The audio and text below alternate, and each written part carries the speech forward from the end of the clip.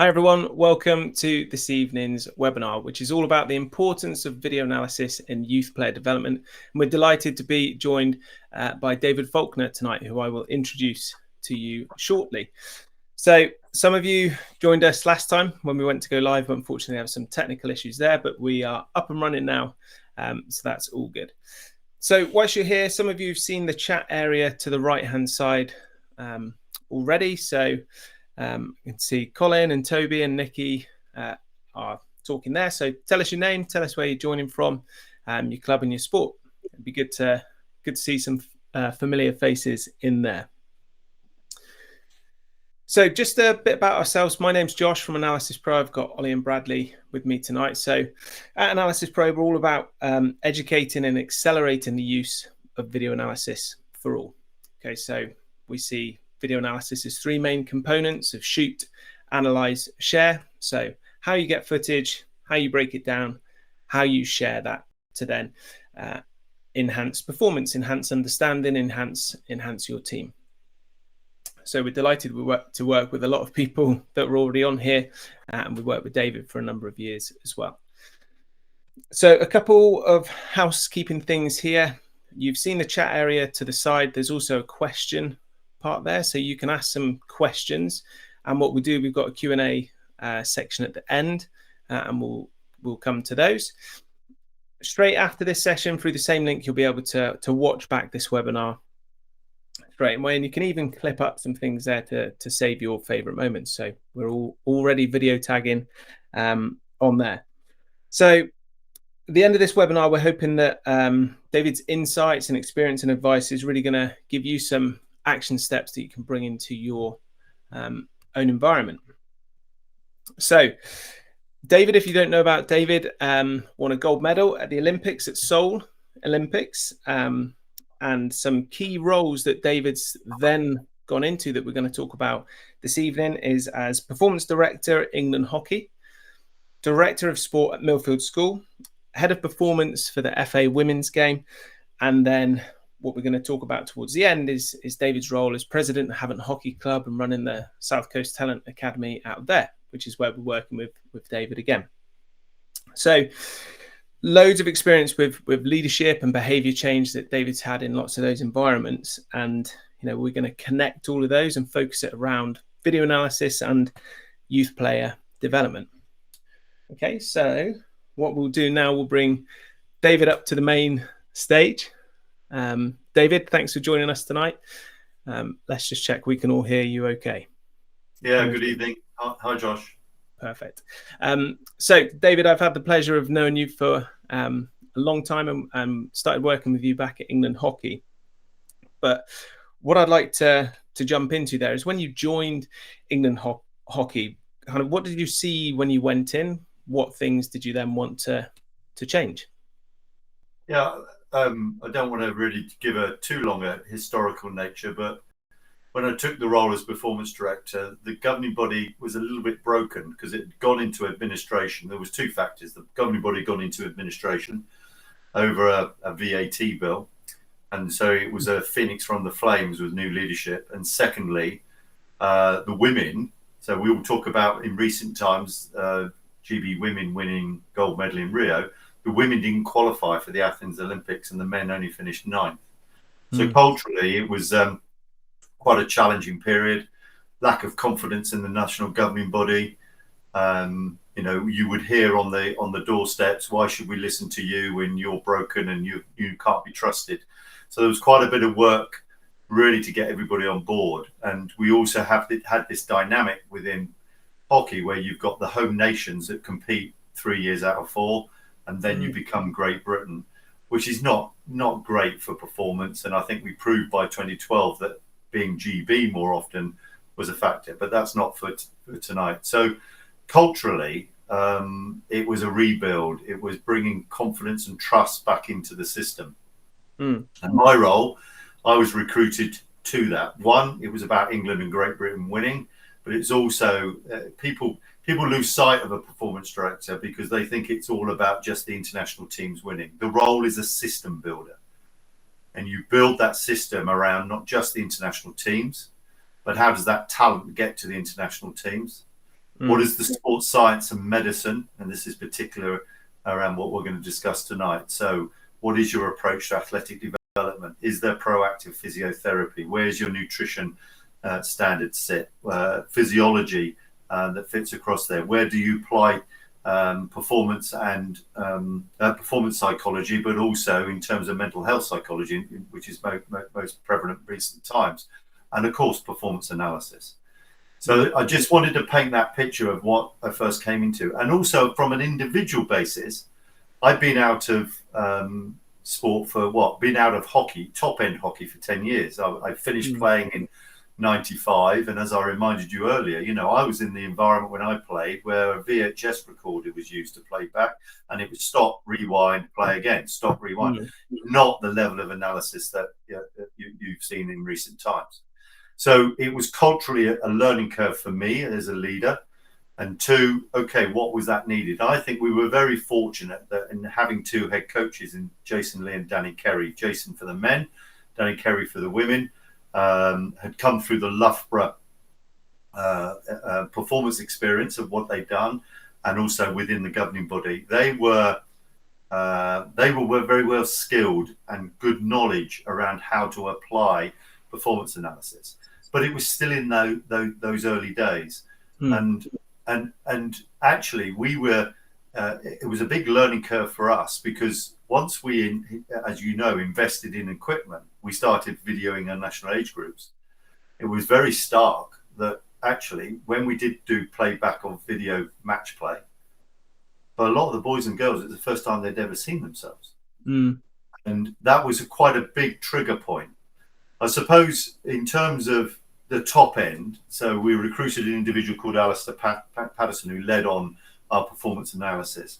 There was a number of different projects we ran. So just to give you a context before I get back to the national age groups, because it was quite compelling, we wanted to make sure that we coded the appropriate things that we could disseminate based on the philosophy of the men's team and the women's team. And they were different, okay?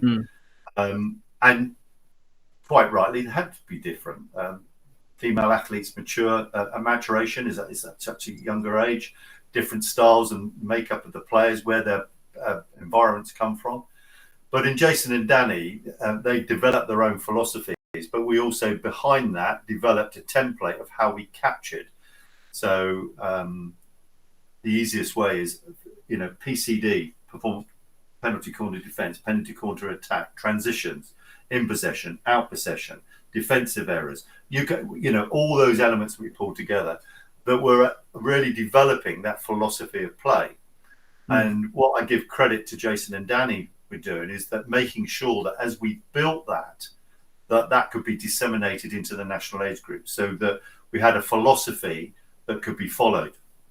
We had some interesting projects. I'll just share two projects with you that I think those listening might find interesting. After the 2008 Olympic Games, on the men's side in particular, Jason realised that there had to be some transformational things to happen. For example, ball carrying fullbacks were a key thing. It was happening in the rest of the world.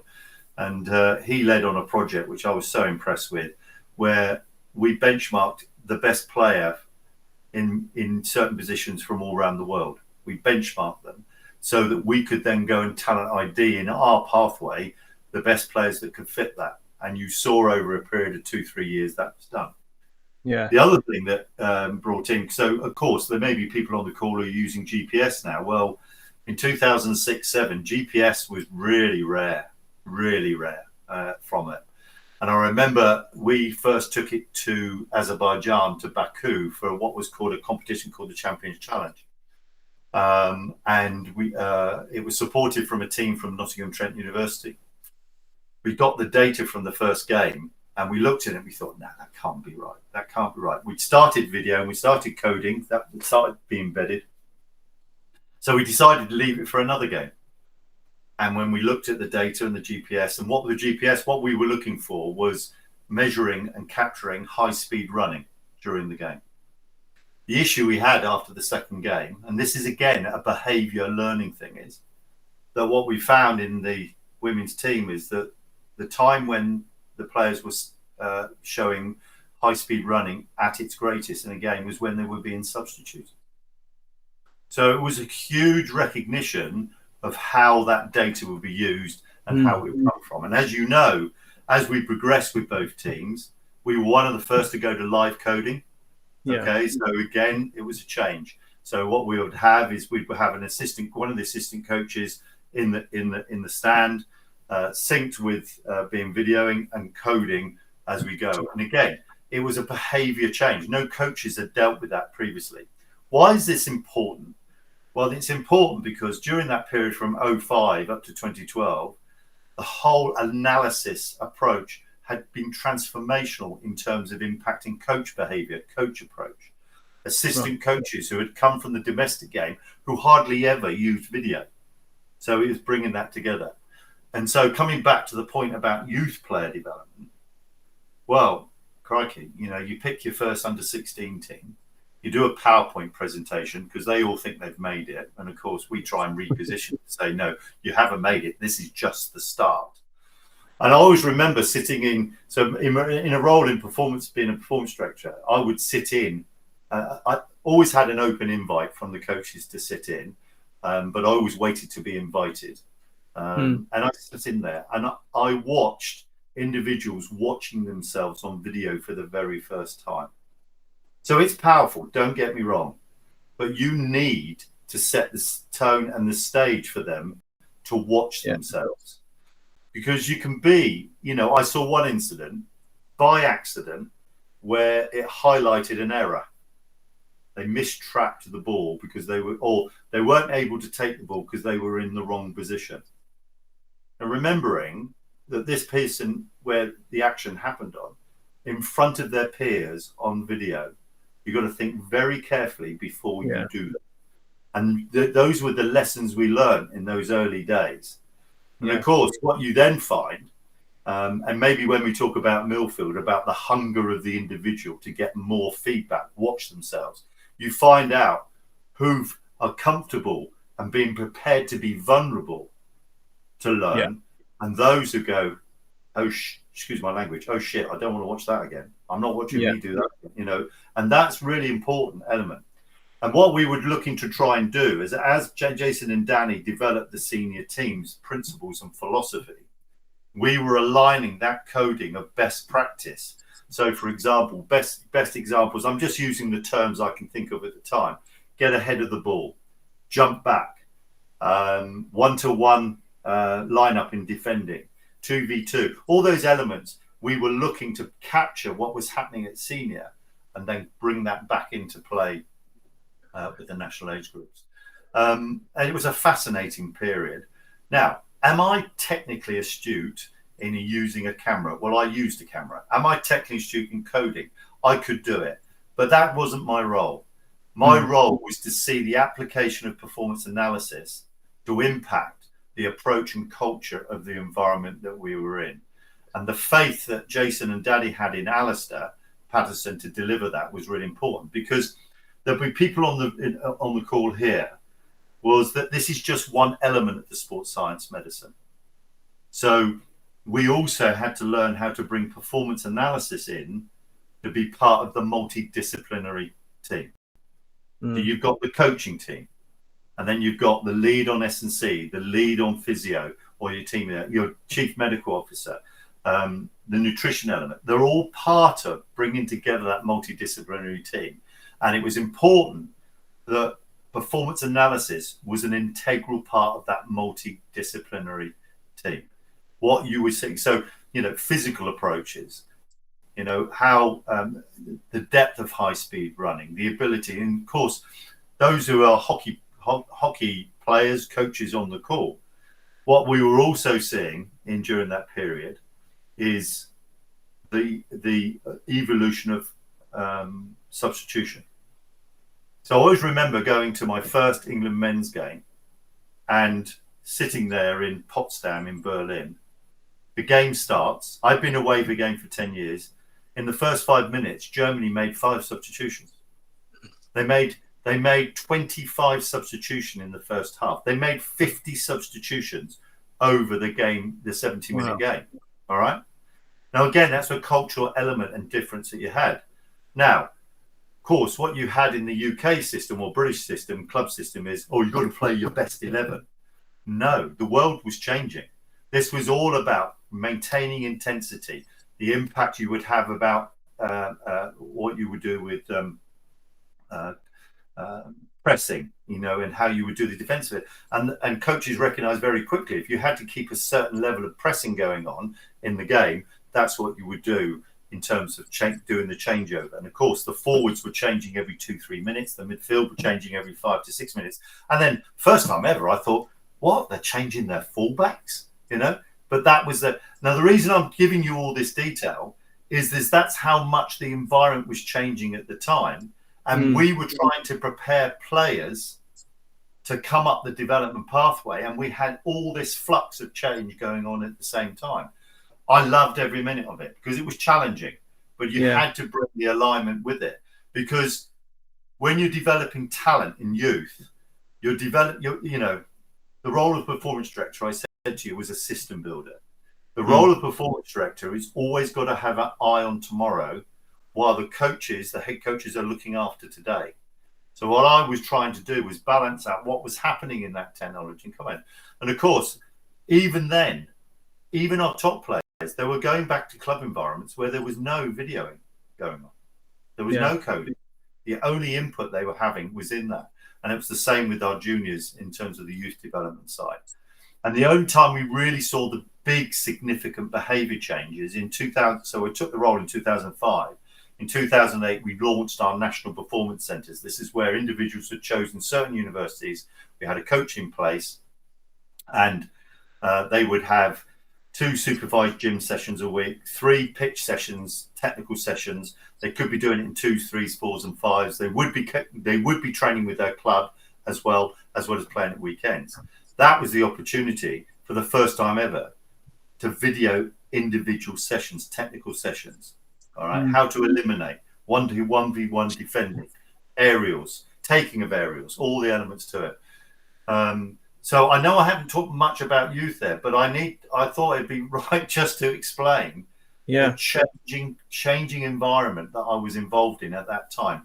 And the last thing I think how important some of this was is we in the build up from 2008 to 2012, we were videoing every training session. We put in a tower. You know, you think now, would you put a tower in? No, you just put an IP camera up. But then we built a tower. All right. They're very nice, especially when it's raining. I used to go and stand up in it. You know, but what we recognized straight away was that we had fantastic content here that we could disseminate.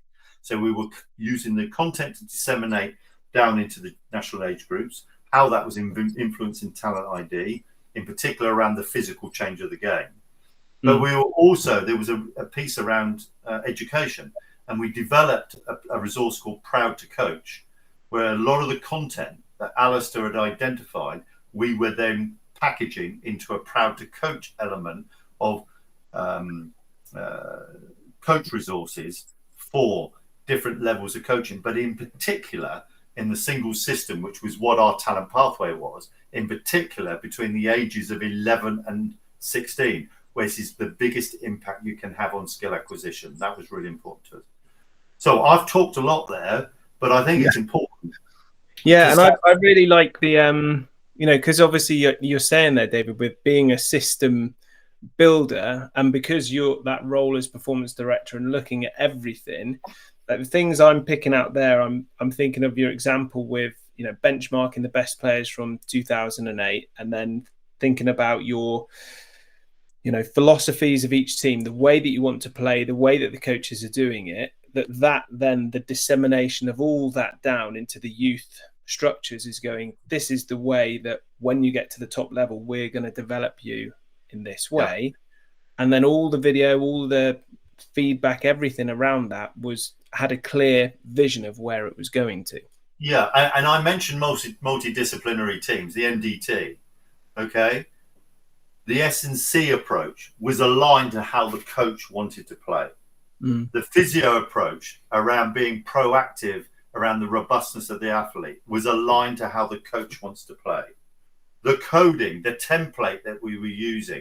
I remember, you know, I'd go to tournaments, and then, before, fully utilization of iPads and it went to players' iPads, then you would get a coding sheet put on the door of the manager's room, just showing the data from the previous game, so players were aware of it.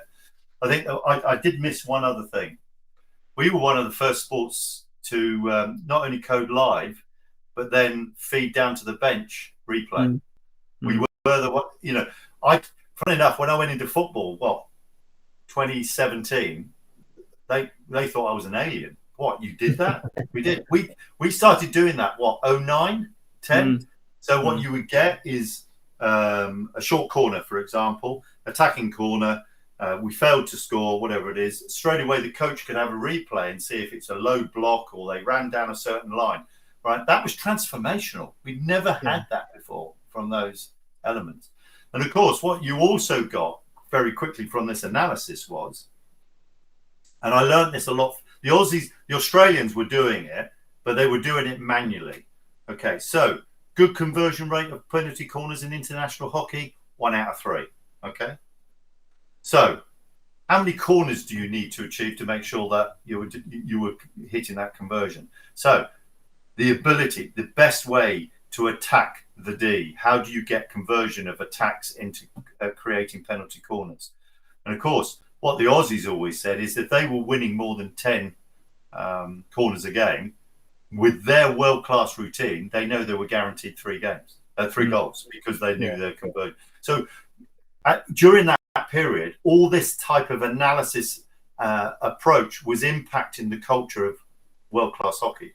And I can't, please, the one bit that really people can't underestimate is the impact of the substitutions. Because culturally, for a coach, if you go to football, right, and this is they haven't got rolling substitutions, so it's all about fixed mindset. The 11, your half backs, your centre backs, how you attack, whatever.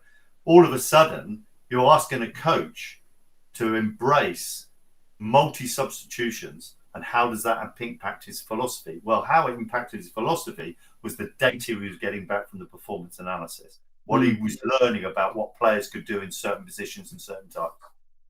Yeah, it was most probably the most rewarding time in my life in terms of managing change, because it was significant and it was significantly impacting the culture and approach.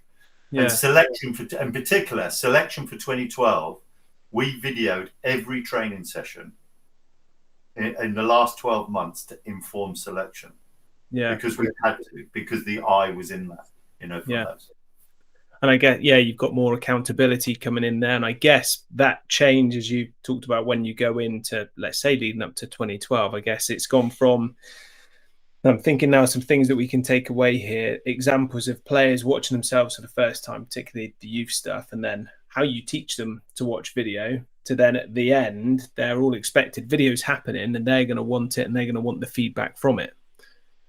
Totally. And if I'd stayed in the role, there are reasons why I left the role, but if I'd stayed in the role, my next stage of system development would have been investment in the club system with performance analysis. Because what you were getting was isolated performance impact just when they were with the international team.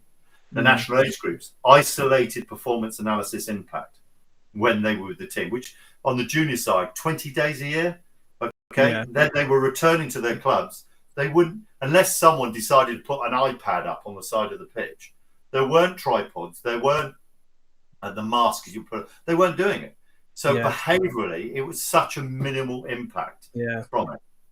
And I think that's it's a great, for us, thinking of that they're in a performance environment, then they go back to their club and there wasn't stuff. I think that 10 years ago, longer than that, it wasn't available for clubs. It used to be only the top level could afford to have all these tools, could afford to do those things. And we were talking about a blog earlier that we're going to release with thinking about John Moore's work at the 99 World Cup and how stuff has changed. And those visions then, and like you say, what you wanted the clubs to do, video to bench, that's possible. And a lot of the guys here using Nacsport, a mid-range version, we can do that. Given access to video online for players so they can get access to all the video that's there with Nacsport Hub. And there's so much technology that's there now and more accessible than it used to be, that it's really nice seeing those, let's think of benchmarking, best practice, that's filtering down the whole way. Yeah. And that's where I guess also it can become a bit of a minefield for people to go, well, there's so much we can do. Where do we start? Yeah.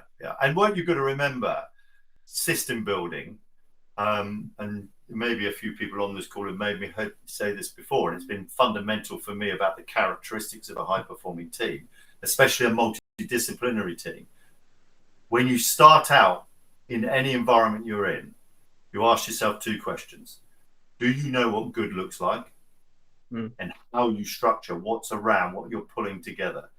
What is the North Star? What is the coach's philosophy? What needs to be aligned to that? And secondly, do you recognize what you will do that's going to make it only work on things that are going to make a difference? And I recognize post 2012, if I'd stayed, to make that fundamental system impact, I would have had to go out to the clubs to impact their day-to-day environment. Because without that, then people always revert to type. That's what will happen. I'm not being video for the next 8 weeks. I don't need to conserve it, and they're not getting feedback.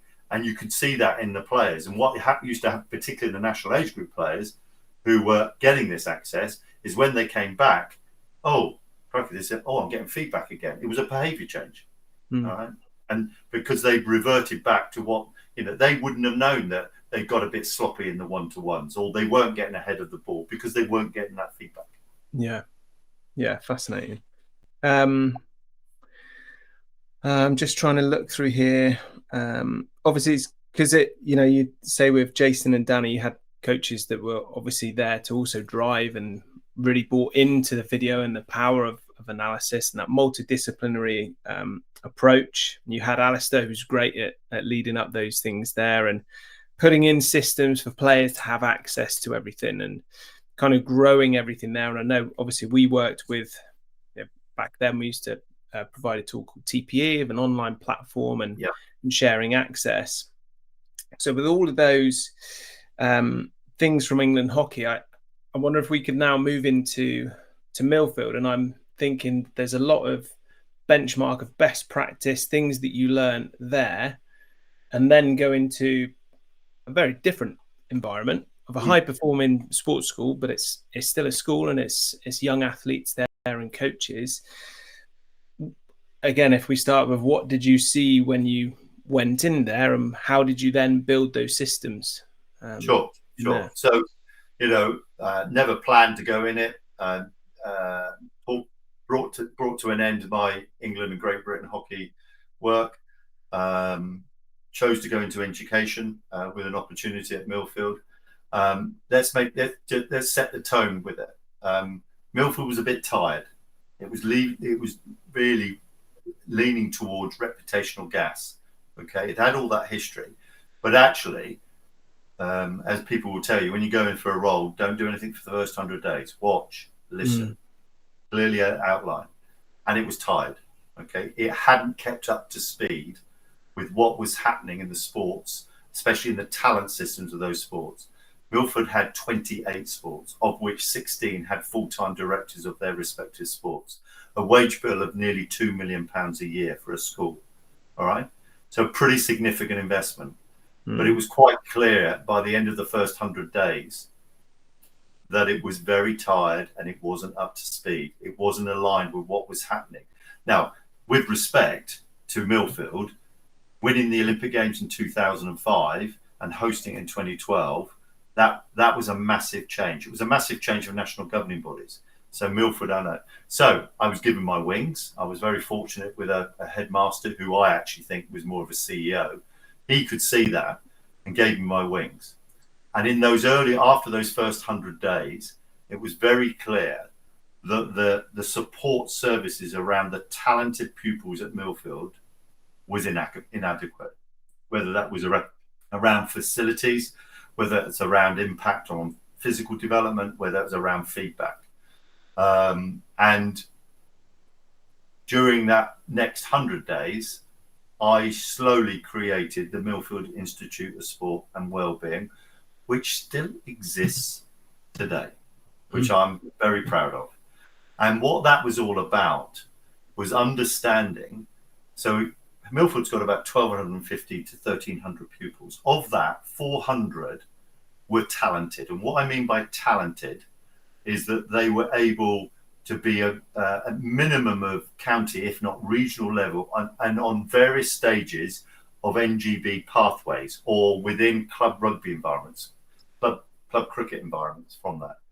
But what we weren't doing was providing that support mechanism around them, and hence how that was created.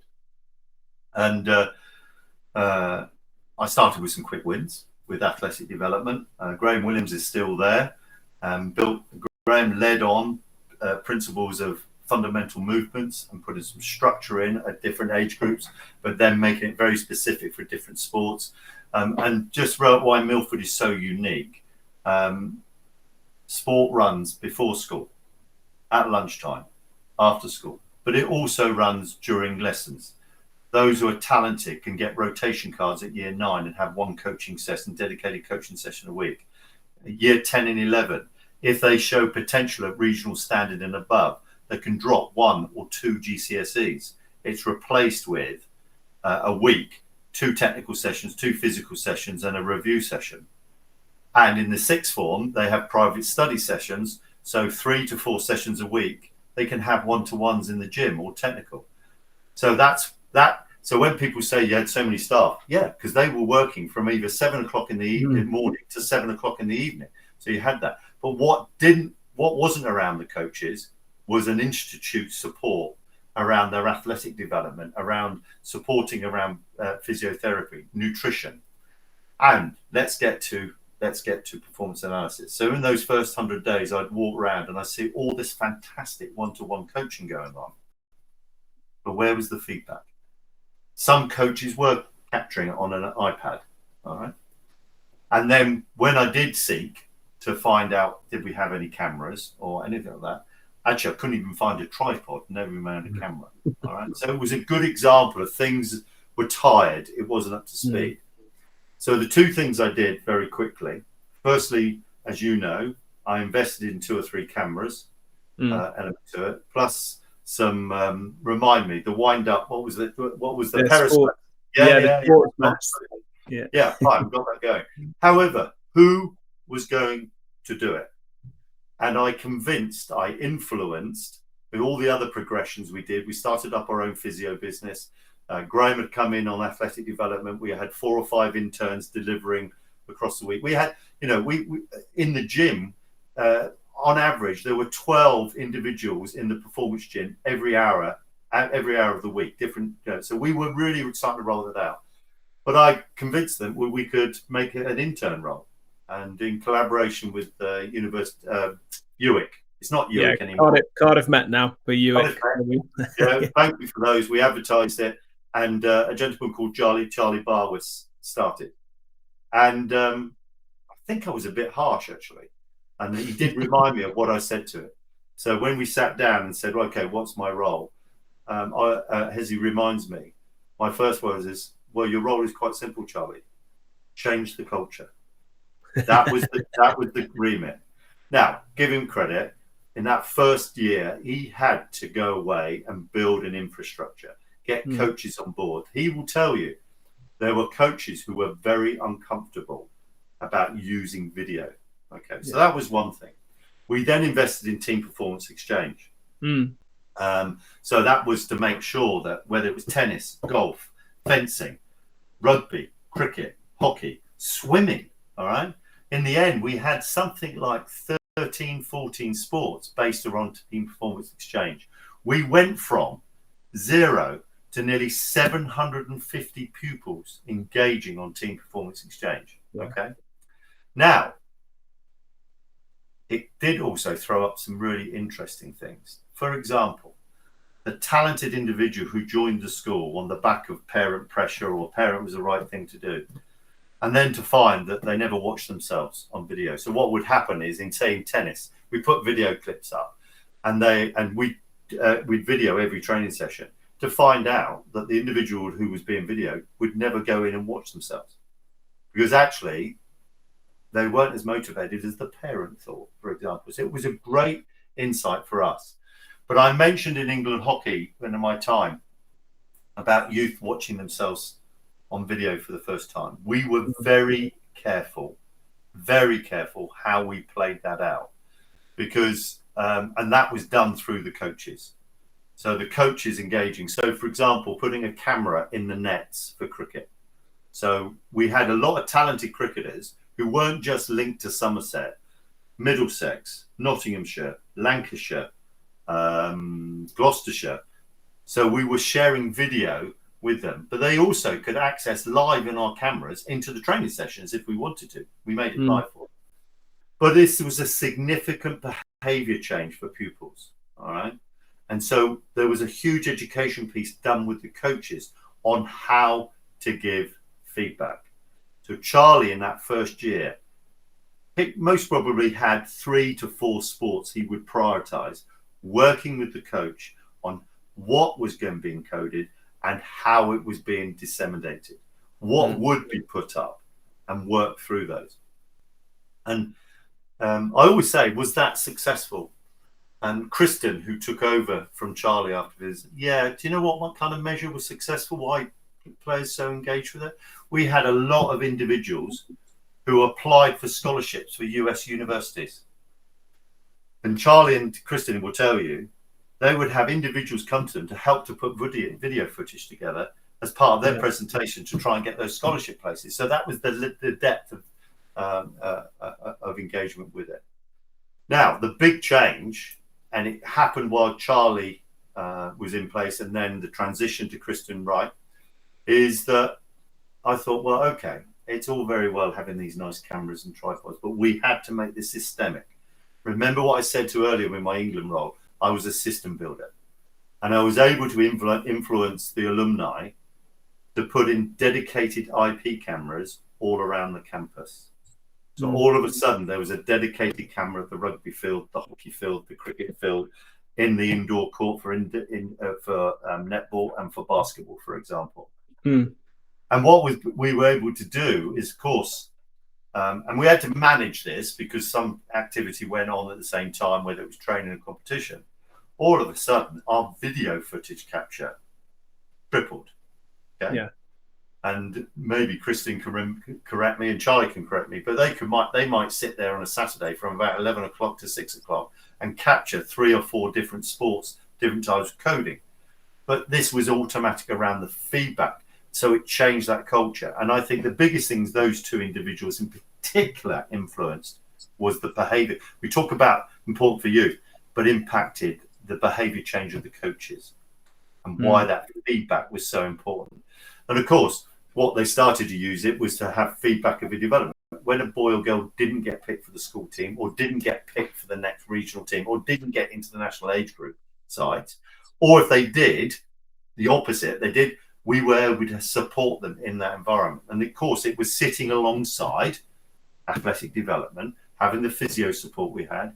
We were able to change all the nutrition approach that we had in the school with Chartwells, which was like turning a big line around, because that was culturally hugely, no more fish and chips on a Thursday night, all that kind of stuff, pizza, from that. We were changing that whole format. And I'd like to finish with it around, I always try to say to myself, well, what did we do? What was the measure? In my time at Millfield, international representation went up 35%. Amazing. Yeah, because we put the individual first. We put opportunities in front of them to put a mirror up and look at themselves and provide that whole feedback piece with it. And it was pretty significant. And of course, I mentioned Charlie and Kristen in this conversation. Now, Charlie decided to leave performance analysis at that time, but he now heads up the pathway in British canoeing. Good on him, and he's good at it.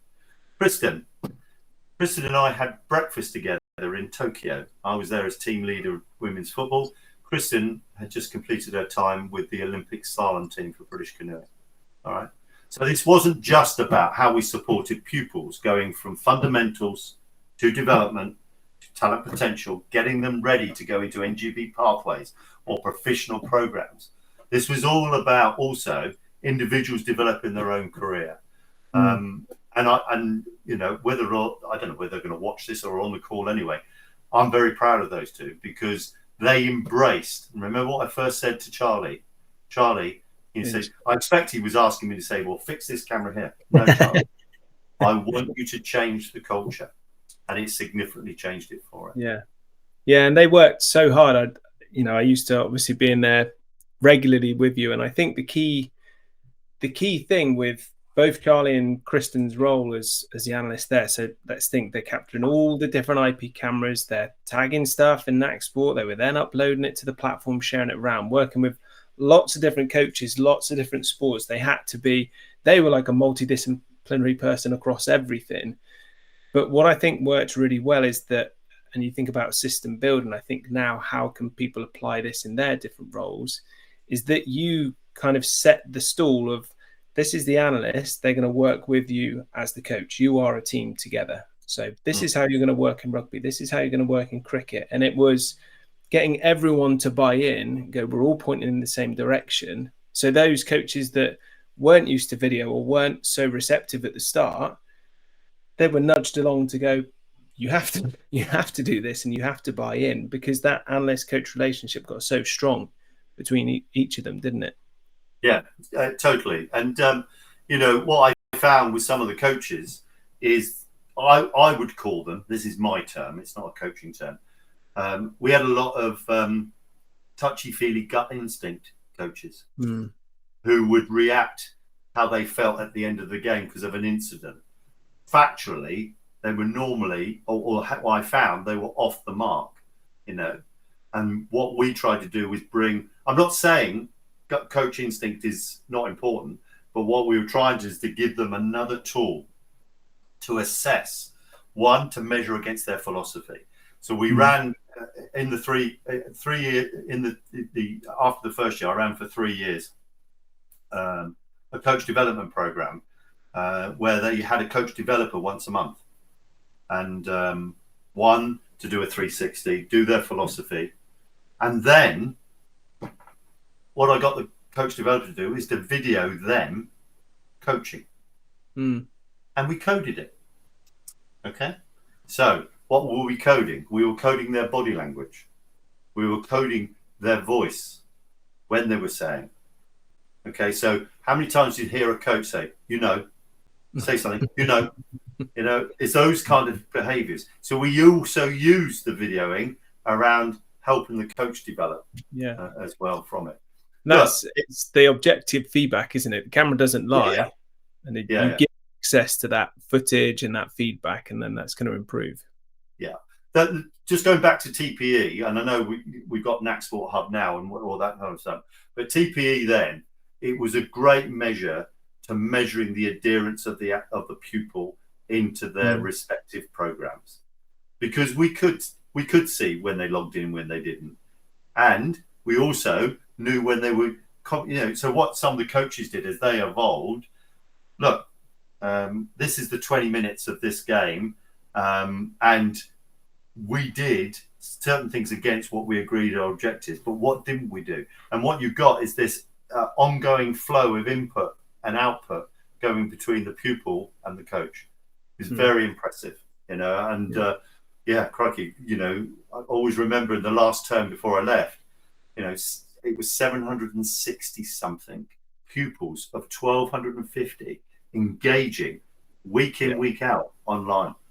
It was beyond my expectation. I thought what we could do is get certain teams, but as we got the engagement, and of course, some of them weren't using Charlie or Kristen, they were using their own video, but using the platform for it. Yeah. And that, just that ease of access for people, and that cultural change. Now they all want video, they expect video comes through. I wonder if one of the things, because we talked about it with England Hockey and with Millfield about, and we always talk around this, of teaching players how to watch video, how to watch themselves. Have you got any, insights or things that you did, things that worked really well?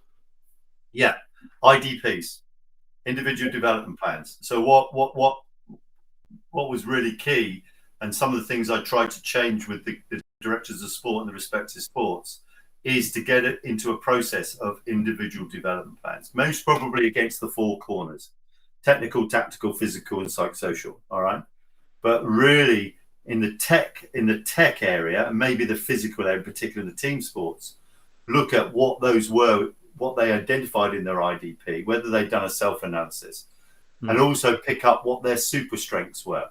So they had this around their individual development, so that when the one-to-one meetings with the coach, they could measure some of that against what's been agreed in their IDPs against what they've seen on video. Yeah. Nice. Yeah. And that's just always coming back, accountability and shaping the path, isn't it? Yeah. Yeah. I have to give credit where credit's due. When I went into football, certainly at the national team level, that they had international, they couldn't call them individual development plans because there's this big thing in football about who owns the player, but they had international development plans. So that was also, when they got alignment with their footage, they could use their IDPs against what they were getting on the feedback. Yeah. And that's that benchmarking stuff right back from England hockey, always benchmarking.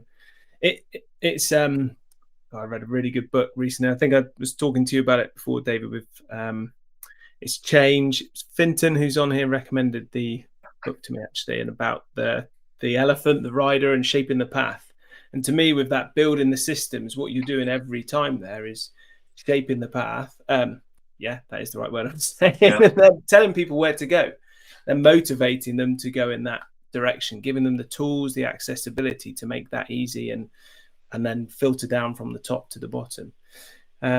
So you touched there on the FA women's game and the international development plans you had there. What was different with the women's game when you went into that?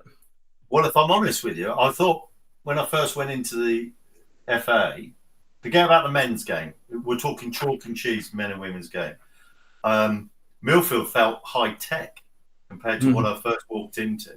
So just to my role was head of performance for the women's professional game. I was charged with overseeing the professionalization within what was happening within the Super League. Now that was very much not on the grass. I wasn't there to kick footballs. I wasn't there to coach. It was very much to support the leadership development, the strategic development, and most in particular, the performance services within each club. Now, early on, there were no MDTs in the women's clubs. There was a coach, and there was a coach, an assistant coach, a goalkeeper coach. That's what most were inherited, a part-time S&C coach. In terms of videoing, hardly anything. We had BT TV that got the TV rights. That's the only kind of recording that was going on. So in that early stage, when we made the decision, I've been there 3 months, and then the decision was made that the following season, the Women's Super League would go full time. The aim of developing the Women's Super League was to generate and create a TV rights deal with the likes of BBC and Sky, which we did achieve 4 years later. But crikey, did we have to put some things in place? So firstly, within the WSL, we had minimum standards set in. So S&C coaches you would have to put minimum standards in about them having base or qualifications and everything. Same with the physios. So we had to put that in place first. But when it came to the videoing, I worked with Reese Long, who is still at the FA now, across the men and women's game and the development of the system integrated with the Premier League. Well, it was as basic first was, how did we get cameras into the grounds? All right. So that also tells you none of the teams had any analysis. And I thought I was back in the dark ages. I thought, what? Really? All right. And again, very similar to the England hockey experience, where the club system was so distant from the international system, where when they would come into the international team, footage, videoing, coding, feedback would be the norm. So the job was really much to bring the professional game in a line with England. And what was really helpful at the time was the appointment of Phil Neville. So with Phil helping and having such a good relationship skill, he's very relationship driven, very humble, wants to support and coach. He then helped me with the professional game, how we bring those two together. So slowly but surely, cameras came on board, and then it was a conversation about what resource and support, how they would code it. Now, in the football world, they're very sensitive about data and who's getting being videoed, similar to what happens in the men's game. So we had to get a lot of that protocols all agreed. But slowly but surely, part of the multidisciplinary team in each WSL club had that in place. What you've got to remember is that England were driven by DNA, okay? They had a clear principle of how they wanted to play. In possession, out possession, transitions, very clear.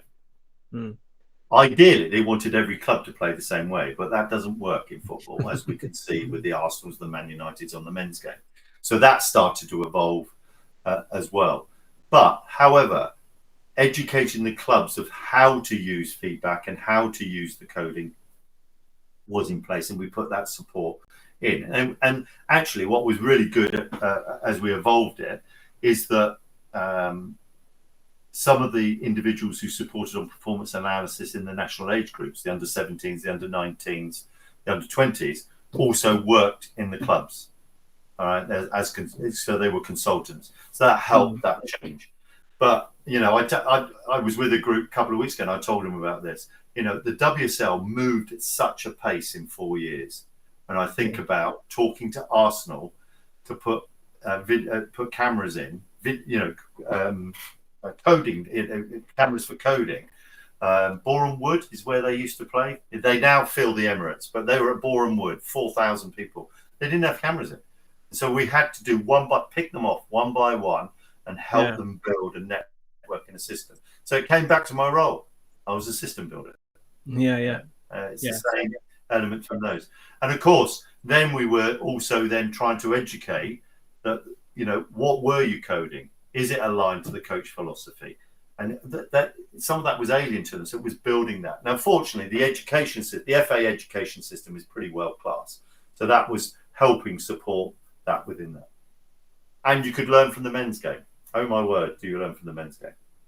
Yeah.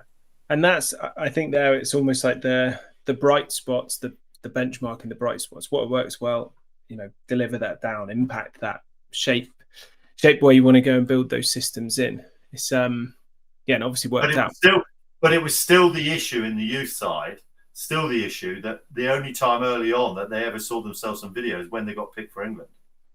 So there was a piece there. So the other piece was that we shaped and designed the WSL Academies. And then again, highlighted certain performance services, minimum standards that had to go in place. So again, performance analysis was part of that. And slowly but surely, that came into play. All right.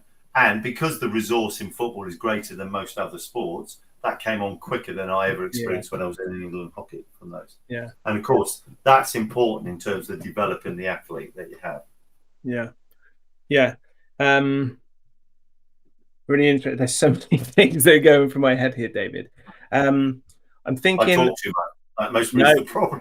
No, it's all good. There's so much I'm picking out with, you know, obviously that the alignment pieces that are coming through, getting people buying in, and that also thinking around time wise here. And I want to get on to, you know, that the role now with, you know, president of Havant Hockey Club and thinking South Coast Talent Academy, and now really with that, you know, youth player development focus in mind. Are you happy if we move on to Havant? Cool. Yeah. So obviously being, you know, used to play for Havant and now president with them, and obviously all your experiences and insights, you must have a clear vision for how you want the club and the Talent Academy to move forwards. I think relevance for tonight is really just talk about the Talent Academy. Havant were asked by England Hockey, we put a tender in. Of course, you know, I've got to take, I always felt I needed to be one step removed. I was the previous performance director, need to understand. And in principle, I actually think the Talent Academy approach is the right way to go. I'm just not sure they knew what good looked like. And I don't think they identified what was going to make a difference. That goes back to those two questions again. All right. However, The club wanted to do that. I helped facilitate. And so, yes, I'm president of the club, but I actually then took on the role as chair of the South Coast Talent Academy, which is a collaboration. So aren't just the Talent Academy, it's in collaboration with 3 or 4 other clubs. And it was quite clear that the thinking hadn't been done from the governing body, and we needed to build a new way of doing it. So basically the Talent Academy looks after the best identified talent across from Bournemouth to Chichester as high as Winchester. The accumulation of about 30 clubs, and we take assessment process and we pick, this year we picked the best 30 boys, best 30 girls. It's a 42-week program. We have them on a pitch 2-3 hours a week, but we take every 3rd, 4th week off. We have an education program that runs throughout that period, and we're the only Talent Academy, as far as I know, where we have a block period where actually in December and January we go indoor hockey, which is quite nice because we were the only Talent Academy had no cancellations in that period because of weather, so that also helped, which is different from it. So again, it was a system build. We structured it in part of a proposal. But the big change that we wanted to make was, how do we make interventions? And fortunately, with the relationship I have at the University of Portsmouth, we've been able to have strength and conditioning master's students come in and support us, not only in pitch sessions, but also do one-to-one feedback on training programs, especially when their season finishes in March, April, and they've still got to run through to July. That helps. We have the psychology school at University of Portsmouth, 2 master's students, 1 for the boys, 1 for the girls, helping to develop their IDPs. So we have an IDP program, which is done through an app. Okay, so firstly, they do a self-assessment. Then now they're doing hot reflection. So after they finish every training session, they go to the app and they'll give a rating for the session, and they have the ability to put written feedback back to the coach. Yeah. And then the IDP, they will do their development profiles, which will help develop their IDP, 3 super strengths, for example, and then 1 goal against the 4 corners: technical, tactical, physical, and psychosocial. And then the latest, as you know, is what we've done is we've put Nacsport Hub platforms in, for 1 for the boys, 1 for the girls. And what we want to do is, firstly, not necessarily use our own footage, but use other footage as best example. This is the best talent. And the goal of the Talent Academy is to prepare players for the next step. Now, that might be national age groups. It might be club first teams. It might be university hockey. Whatever it is, prepare them to best. And what we want to now, during this year, is to use Nacsport Hub as a platform for feedback around what we're looking to do. So principles of technical areas that we want to really, really emphasize, and even some of the physical stuff as well from it. So we're in that early stages. We did a little bit of a pilot at the end of last season with the boys in particular, which worked really well. Love the social media approach and how it looks and how it's done. And the ability for players to code, like, wow, when I think now that they can do that on a phone, I'm thinking back to my experiences at hockey. I think, crikey, what impact you could have on the culture around. So it's a big task. All right, logistically, we've got to pull that all together. So we've got 3 apps. We've got Spond, which we use to run the program, all the communications, payments, timesheets, all that kind of stuff. We've got PDS Pro, which is our IDP app that is individuals use to develop their IDPs, give feedback to coaches, and now we're adding Nacsport. So the tool, and we're even going to use some of our education program to feed that in. So because we've got year 1 players and year 2, they've got to follow a slightly different education program. So what we've decided is use Nacsport to communicate some of the education program as well. And then what we're going to do is link it initially back to Havant, the 2 first teams, to start collecting footage to use as best practice for using the Talent Academy. And so the platform, so we, as you know, we've got 4 platforms, 1 each for the boys and the girls in the Talent Academy, 1 for the Havant women, 1 for the Havant men, but that's mainly to share footage to support the Talent Academy, not necessarily to impact what they're doing.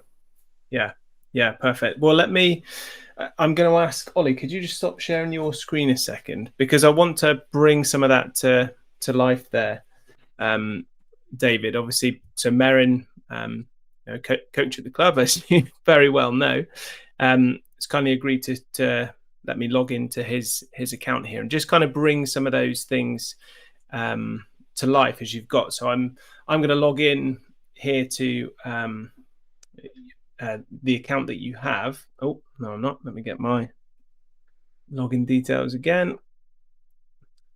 And I'm not going to, in this example, I'm not going to jump to looking at the boys and the girls platforms. But to see here, obviously, as David said, the South Coast Talent Academy there for the boys and the girls, and then the men's platform. And for me, I'm thinking a lot of the themes that have come out through this with accessibility. So giving people access to the footage, telling them what you want them to do. And I think that comes into how we ask people to look at video and what we want them to feed back on. So kind of leaning into your IDPs, let's think of, you said there, like the DNA of the team, like in football, which is then how we play, and our IDP links to that. So all we now need to do is put things in place so we can monitor, engage, and check things through. And I know that obviously Hub is doing a nice job for that here. So if people haven't seen this platform, this is Nacsport Hub. And David mentioned a social media feel, because for me, I think the whole point of video and breaking down clips is to start a conversation. You want a conversation to impact change and to increase understanding. So particularly for players, having something that looks, because they're going to be looking at this on their phone, something that looks like social media that they're used to, that can interact with just emojis, it is a nice, easy way of doing that. You can see conversations happening from this. And we think, like you said, David, of where we want things to go, and players tag in and people have an accessibility to things. Obviously, one of the newer things here on Nacsport Hub is you can create different tagging windows. So let's say it's not just the top level, and go back to England hockey where you had stuff at the top level, but then they go to the club and nothing was happening. It's because tools like this weren't available for everyone before, but now they are. So let's give a platform where people can upload a video, share access to that footage for people to review, watch that back, create analysis, create all those clips, and use that as a way to then start those conversations, pick out those key moments to share through. So I just wanted to kind of show some of these parts of this platform in action here, because I think it kind of leans into a lot of the stuff that we've been talking about and kind of bringing things full circle. For me, it's all that accessibility and then driving engagement. One of the things, David, and whilst this is here, and we're thinking about something you mentioned earlier, particularly with players and getting used to watching video, and you said about getting them prepared to be vulnerable. Yeah. Can you talk some more on that, please? Yeah. And really, it does come down to the coach relationship. Well, firstly, the performance analysis support lead working with the coach, because there'll always be footage to identify something consistently. I'll give an example: giving away loads of penalty corners in hockey. All right, and there might be a systemic reason why that's happening. All right, and in some teams, it might be they keep on being the same person or the same couple of people from that. And I think it's the ability of the individuals doing the performance analysis.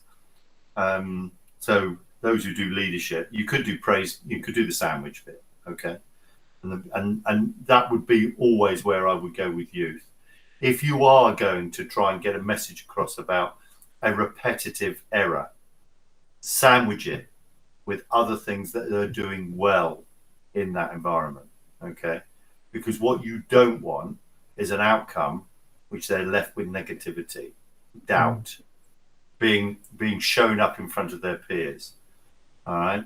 And what the best skill, and individuals have seen it, and and I've seen this work really well with individuals because of their relationship with a coach, is pull a montage together where the error is in that montage, but it is integrated with some other good stuff. When you did this well, okay.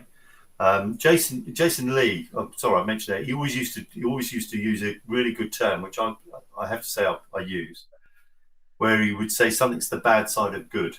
Oh, that's the good side of good. All right, just to simplify that element for it. Danny used to do a really good thing of split screen. This is world class. This is where you are at the moment. All right, but again, looking for that. Don't use it as a critique to put someone down. Use it to set future objectives or targets, improve their IDP. So there's different techniques and ways of doing it, but don't hang someone out to dry. I've seen that happen, and it has quite a significant, particularly in team sports, has a significant cultural thing, because and I've seen it actually worse in female than I have male. They have different behaviour tendencies, especially within a team and particularly under pressure. So make sure that you have a nice blend of feedback, not total direct feedback on one thing.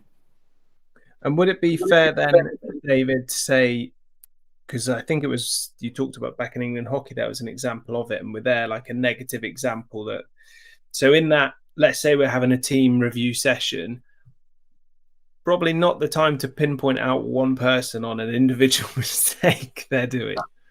No. And of course, what has the system evolved? We were towards 2012, we'd go away and we'd put 5 or 6, we'd hire a separate room and put 4 or 5 screens in. And then players, now that's a resource, okay? So that's a different level. But to get round the whole pinpointing individual, we put footage up and they would go and analyze and review themselves.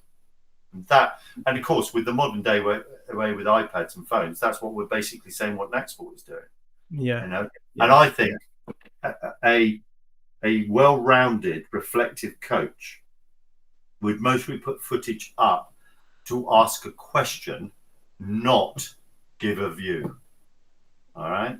So it might be one-to-one defending where I've put this piece. The questions I have are, how would you assess this situation now, for example? Or would you have done something differently?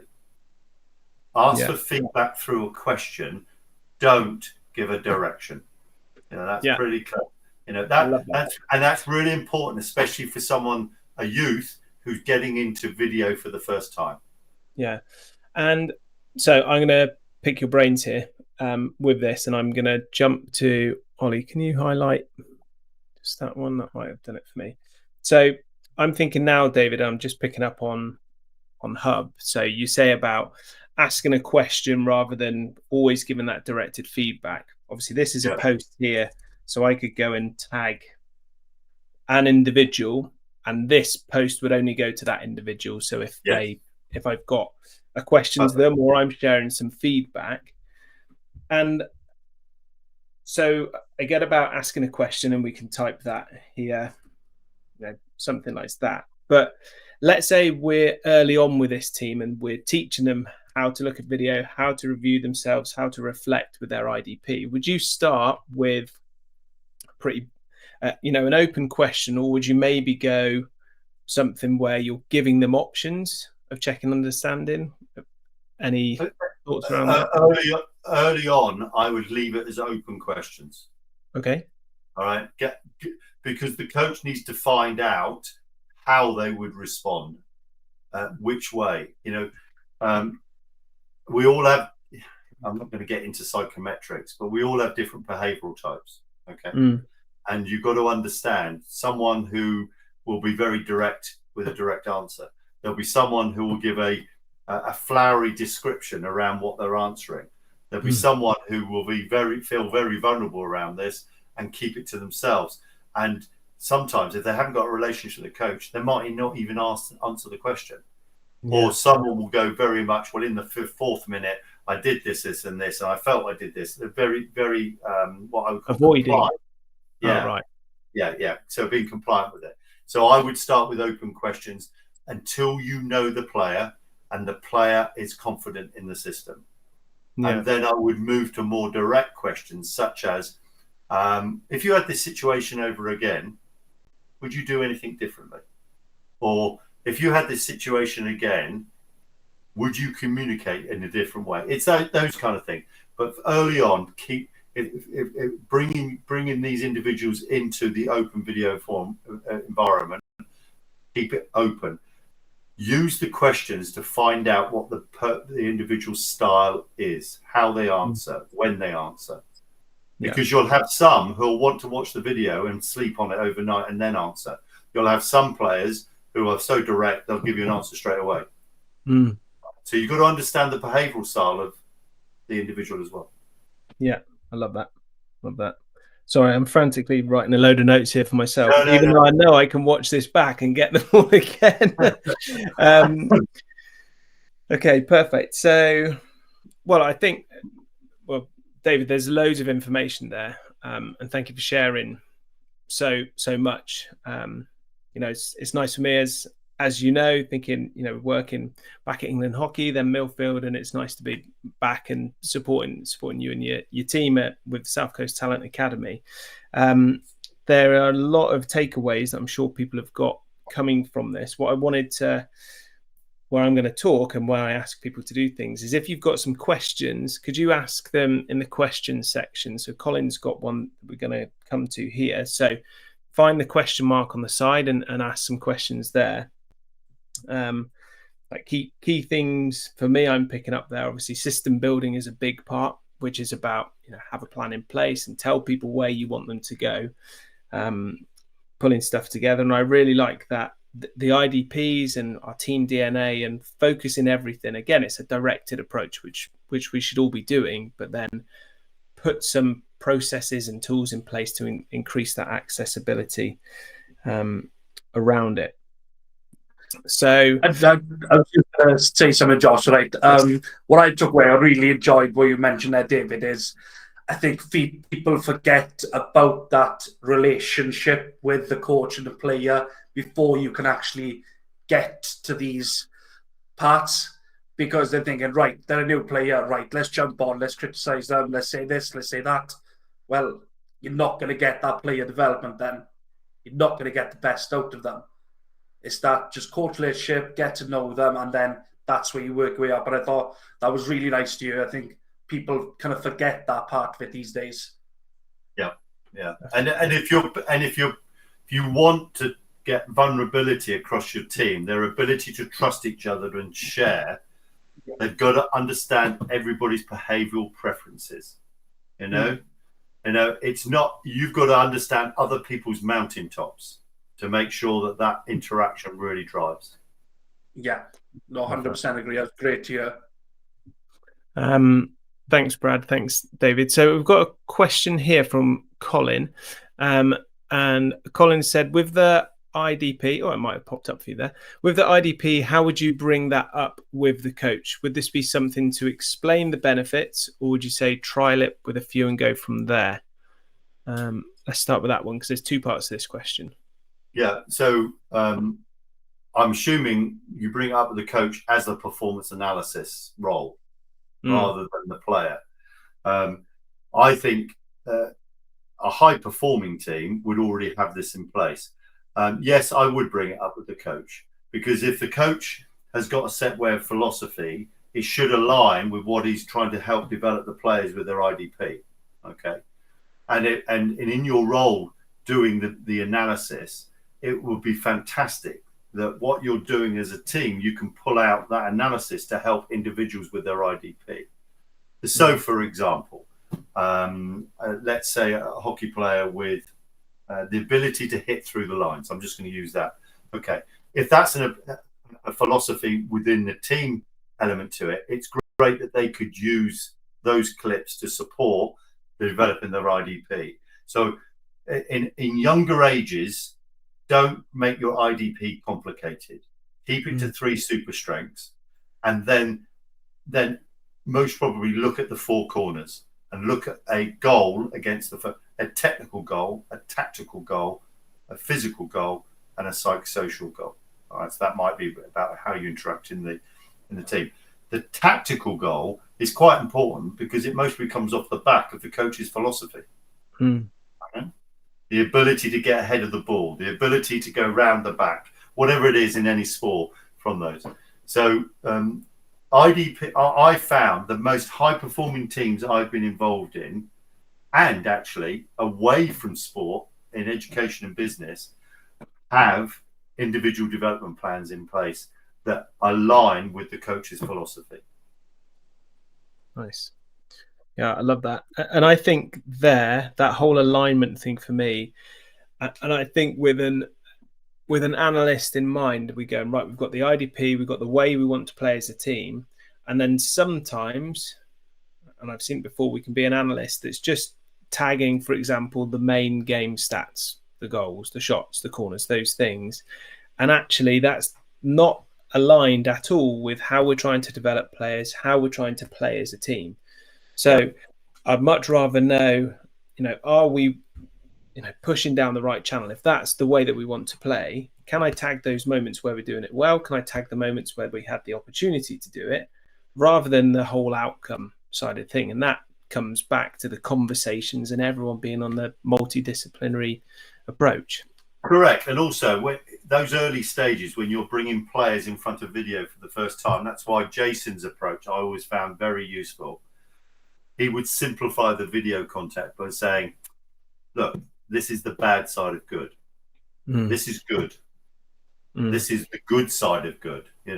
He kept it simplistic. It wasn't analytical.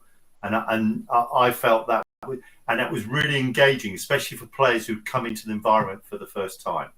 He wasn't saying it was totally wrong. He was just giving it an analogy, which I felt was quite a good way of doing it. He wasn't saying, oh, your foot was out by 1 yard and you could have put your stick here. All right. And Danny's balance also was giving a piece of video that was example of best practice and where you are now. Wasn't saying it was right, wasn't saying it was wrong. He was giving you a benchmark, which was really good. I'm glad you said that, because Colin's second part of his question leads in perfectly to that with regards to benchmarking. So second part of Colin's question was, with the best player benchmarking, would you base that on the same grade? So he says, so for example, my team is grade B. Would I look at the top of grade B or look at grade A benchmark? Well, I would stay within always your own environment first. So, of course, with Danny and Jason, or Danny in particular, we had other international teams. We were, when we first took over, when I first took over, we were outside the top 12 in the world. We would use top 6 as a benchmark. I would always start with your own environment. All right. The best way I can explain it, Colin, is this. When I first took over, we were 12th, 13th in the world, and everybody talked about gold medals. And I'm sitting there going, hold on a minute, we're 12th, 13th in the world rankings, and you think we can go to a tournament and win a gold medal? Okay. So it's about putting a process in. So the vision for that first time, first period up to Beijing, wasn't about winning gold medals. The vision clearly stated that we will attempt to climb a minimum of 1 world ranking every year, and in doing so, qualify for semi-final places. Now, that's not very aspirational, is it? However, it was realistic. So what I would do first in any team is benchmarking within your environment, get a measurement, and if you're confident, so let's say you talked about B and top B, yes, go top B. Once you're comfortable with that top B, then move the aspiration to A. Make sure you know the steps. Too many teams are disillusioned about what their ability is because they set unrealistic goals. And the beauty of what I experienced in hockey, and I did experience in Millfield and football, in all the environments I've been in, is if you get smart templating, the templating you're using around with you, that can be your measure. Nice. Perfect. Thank you, David. Colin, some very good answers for you there. We've got another one, David, if we've just got time for this one, please, comes from Toby. Hey, Toby. It says, you spoke about aligning the Academy's PA delivery with the philosophy of the senior teams with regards to things like principle of play, terminology. How do you overcome challenges with change of coaches or management at the senior level, and how that could then bring a change in philosophy? Well, it does. So firstly, you've got to accept it's going to be a change. All right? Because as soon as you think that, well, we'll carry on what we're doing, then you're going to have a disconnect. All right? And you've got to allow that time for that coach to embed that philosophy. And it could be little things that change. I think the best way I can put it, what's the biggest thing you've seen in Premier League football change in the last 2 years? And I'll tell you what it is, it's pressing. And the ability, if a goalkeeper does not have the ability to play like a back four player, you don't select him. It's transformational. The goalkeeper ID in football has changed because of a philosophy change by the majority of the coaches or managers within the Premier League. Okay. What you find with coaches is, and in my club, we've just changed. And we can see straight away defensively and attacking, defensively principles and attacking principles are different. So you have to allow the coach, the accountability for winning matches only sits with one person, the coach. All right. That's the accountability piece. Comes off that is their philosophy of in possession, out possession are the key things. I think the most talented coach that I've seen in any sport is how they manage the transitions between the two. So there is a philosophical change. The most important thing about that is that philosophical change has got to also go down into the pathway of that club or that NGB. Because I always use this term when developing systems.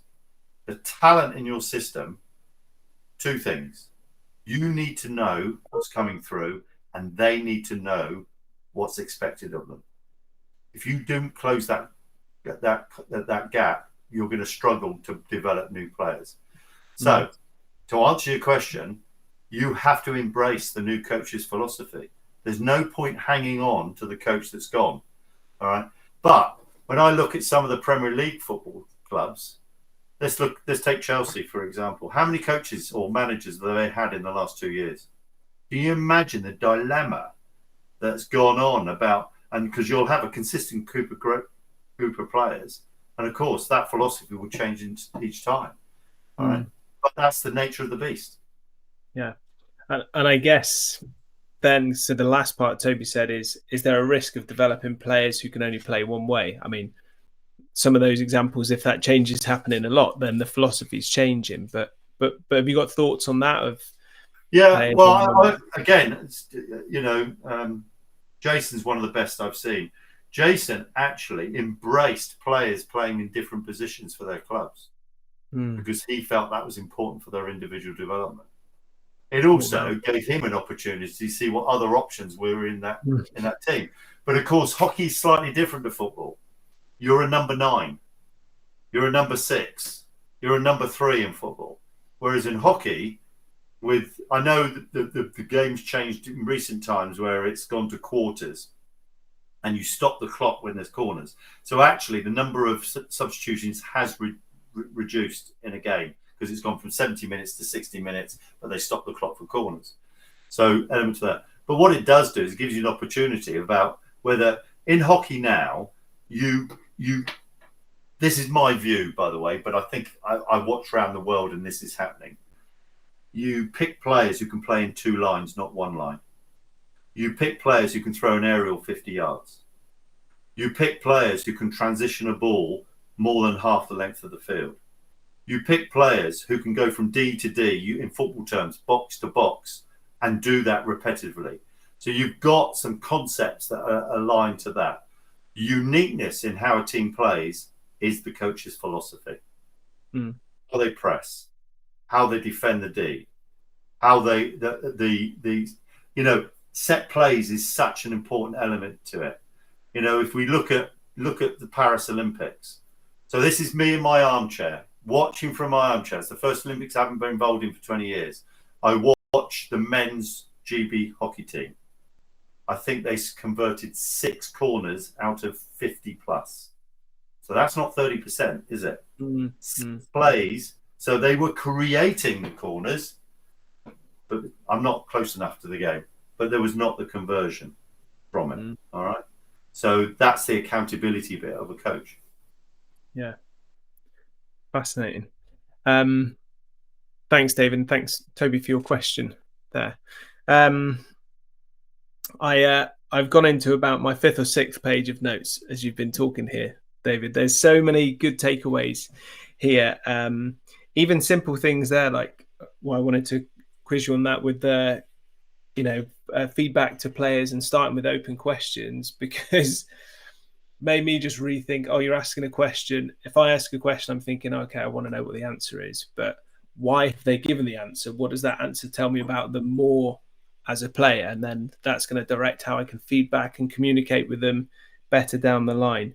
The IDPs, I think, is a massive thing. We're obviously all picking up from this as well. And a lot of those benchmarking processes and best habits. Tell people where you want them to go and what they need to do to get there. And a lot of those processes, the theme tonight about youth player development, we're trying to embed it as standard practice at 15 and 16. Make it holistic so they don't revert to type. Again, the same challenges at the Talent Academies, they go back to their clubs and the majority of them don't get exposed to video and feedback and IDPs. So again, we've got limited contact time, but what we're trying to do in our program, the Talent Academy, is also help the education of the coaches that are in the clubs and the schools that support the Talent Academy. Brilliant. Love it. Well, thank you, David. I think because it's also your evening, and we're really grateful that you've given us so much time and so much insight. So I think it's a good time to wrap this up here. A reminder to everyone that straight after we finish this, you can watch back the footage anytime, just with the same link, and you can clip up moments, you can share them to others, and please do share this wide. Everyone can jump in and learn from this. If there's anything that has got some more questions or got you thinking of different stuff, perfectly timed, Ollie, you can get in contact with us, info@AnalysisPro. Visit us on our socials and our website. Obviously, a lot of you are also in our WhatsApp community. So we have a WhatsApp community where we share insights every week. We've been talking about David's webinar coming up for a while as well. Obviously, we've shown a bit of Nacsport Hub here. If people are wanting to learn more about that, get in touch with us. And I think, Ollie, I'll just drop in the link here just in the chat. There we go. People want to take a closer look. But yeah, thank you everyone for joining us. Thank you for commenting. Thank you for contributing. Thank you for asking your questions. Thanks for being a part of this. But again, massive thanks to David. I really appreciate you sharing with us. I